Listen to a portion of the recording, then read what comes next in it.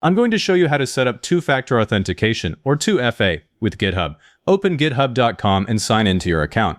Once the GitHub homepage loads, click your profile picture in the top right corner, and in the drop-down that opens, click Settings. On the Settings page, look at the left sidebar. Under the Access heading, click Password and Authentication. That opens the security page where GitHub keeps the two-factor controls.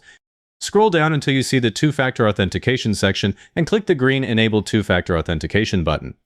GitHub now asks which method you want to use. Pick Authenticator app. I would not use SMS here even if it's offered because a phone number is much easier to take over than an app on a locked phone. The page shows a QR code and it also shows a manual setup key underneath. You won't need that key unless your phone camera can't scan.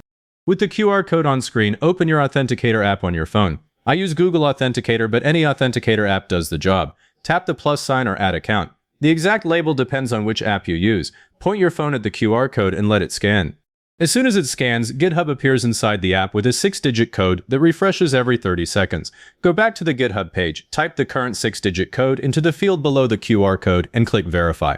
If it's correct, GitHub moves straight to the recovery codes page.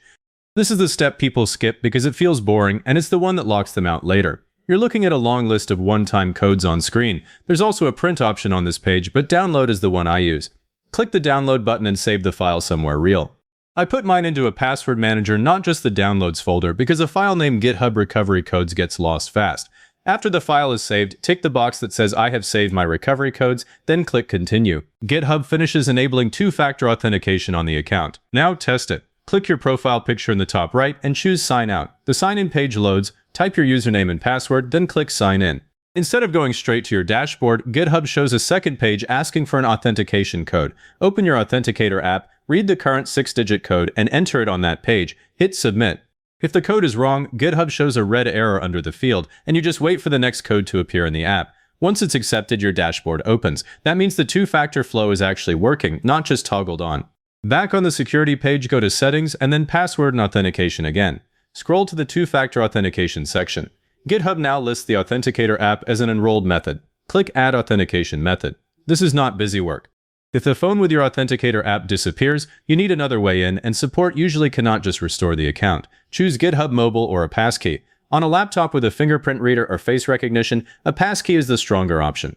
In the passkeys section, click Add a passkey. Your browser pops up asking for your device PIN or fingerprint. Approve it and the passkey appears in the list. From now on, that passkey can sign you in and satisfy the two-factor step without opening the Authenticator app. While you're still in the password and authentication area, take one more look at that recovery codes file. Each code is a long string of letters and numbers, and each one works exactly once. Do not leave the file in downloads.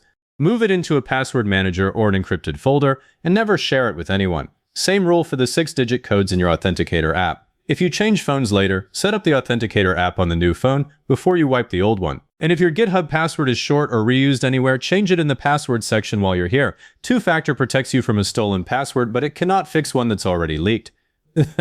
If this got you in, hit the like button and subscribe. And leave a comment saying this was helpful. Comments are what push this to other people searching for the same setup.